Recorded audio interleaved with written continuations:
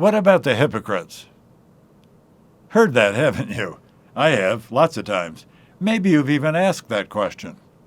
That was the first question a neighbor asked me when I moved to Colorado. It's a good question, and there's a good answer.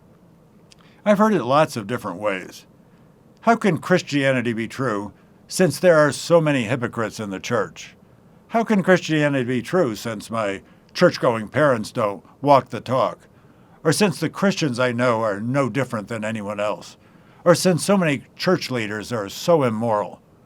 Or since Christian marriages fail just like others do? I really like these questions. And I like seeing the reaction on someone's face when I respond, "What? What? Do we know some of the same people?" You see, there are hypocrites in church, and I don't like them any more than you do. They do real damage to the believability of the message of Christ, but actually do no damage to the authenticity of it. That distinction is important, so here it is again.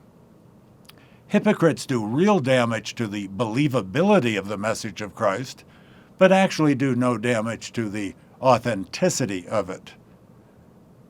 You see, actual real hypocrites are pretenders, actors, claiming to be one thing while actually being another.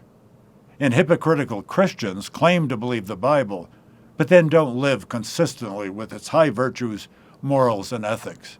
They don't walk the talk. And Jesus described hypocritical religious leaders in brutal terms. Here's what he called them: whitewashed tombs. Beautiful on the outside, but inside full of dead men's bones and all uncleanness. Inside full of robbery and self-indulgence. Wow, he painted quite a picture. Years ago, I was challenged by a religious leader on this subject. It was in the mountains of Eastern Europe. He actually interrupted my teaching with, "Why should anybody believe anything you say about the Bible when so many American church leaders are so immoral and hypocritical?" I tried to answer, but he wouldn't listen to anything I said. You see, his goal was to shut me down. But I got his attention, and I finally told him he could say anything he wanted if he would answer just one simple question. With a short-lived smile on his face, he agreed. So I asked him, "Why do so many leaders in your church have sex with young boys?" He was shocked by my question, and I was surprised by his answer. He said, "That's not true in my country, only in yours." So I asked, "Are you going to tell the truth or lie in front of all these people?" You see, I knew the truth about his country and his church.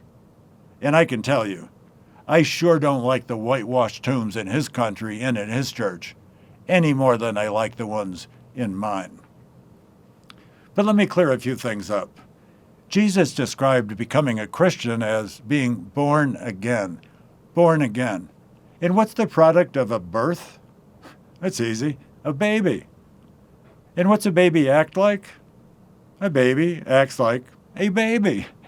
Cries all night and wakes up needing a diaper change. That's not hypocrisy. That's being a baby. You see, newborn Christians are baby Christians. When they don't act like mature Christians, that's not hypocrisy. That's their being babies. And what do toddlers do? Well, they toddle. They wobble, stagger around, lurch, and fall down. That's not hypocrisy. That's part of learning to walk. Spiritual toddling is not hypocrisy for a toddler Christian either. I know a man, great young man, when he was a young believer, fairly new in the faith, he was asked to sing for a church service. He wanted to give his best to Jesus, so he sang his favorite song. It was by the Kingston Trio. Title, Scotch and Soda. I'll tell you, that was fun. And it certainly wasn't hypocrisy by him. You see, being born again is a spiritual birth. Then a spiritual baby needs to grow up to be a toddler. Then that toddler needs to grow up to be an adult. Don't judge them as hypocrites along the way. They're just growing up spiritually. However, if after decades as a believer, you're spiritually crying all night and needing your diaper changed, wobbling, staggering around, lurching about, and falling down, you have a problem.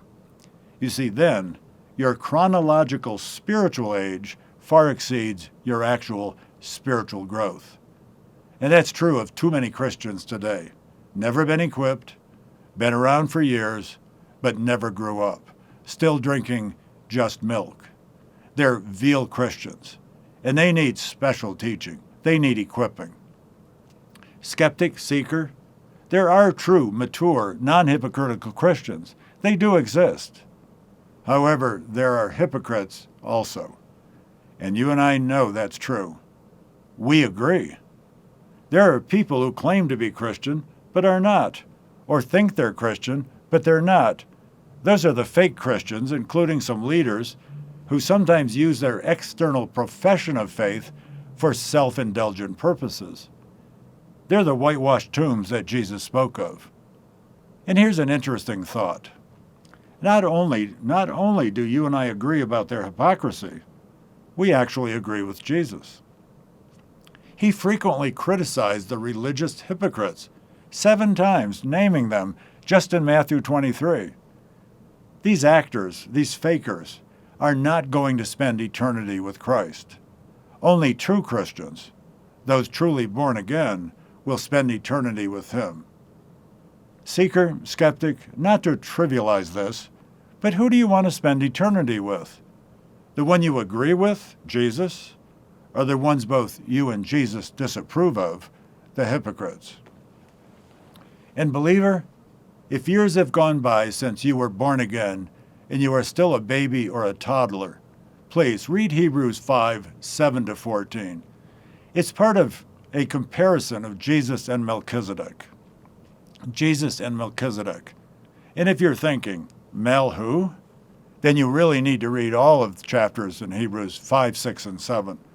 Because as it says there, everyone who partakes only of milk is a babe, but solid food is for the mature. In other words, you need some meat. Move on from just milk. Change your diet. And please, don't bring your talk down to your walk.